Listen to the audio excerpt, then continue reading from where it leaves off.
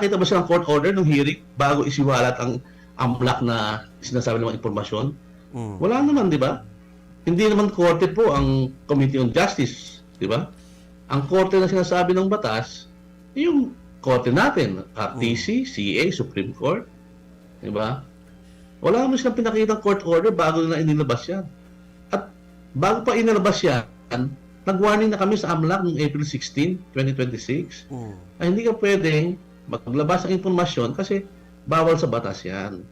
So sinasabi nga, merong legal na paraan para kumuha ng impormasyon. Pero sa sitwasyon na to, hindi naman legal na pinalabas yung mga impormasyon na yan na sinasabi lang meron daw allegedly ng mga bank transactions. Attorney, kasama sa mga nakalista doon sa mga pwede ay impeachment proceeding. Saan yan? Sa AMLAC, RA 9160? Wala yun. Bakit sinasabi mo RA 1405? Iba yung RA 1405. Diba? Ang batas na yon sa Bank Secrecy Laws. RA 1405. Ang sinasabi ko pong batas, RA 9160, yan ang batas kung saan ginawa ang AMLAC.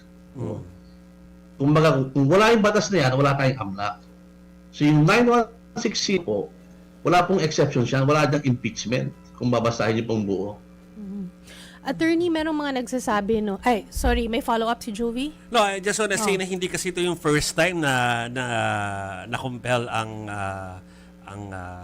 AMLA na mag-share ng information. Meron din mga ibang instances na sa korte, pati rin po sa proceedings ng impeachment. Hindi ito yung first time. I don't think so, no? Kasi nung parang sinasabi yung panahon ng impeachment, ang nalabas ng information mga bangko eh. Di ba? Yung panahon ni Era pa yun, Estrada, mga bangko ang sinampina ng impeachment court nung panahon na yon.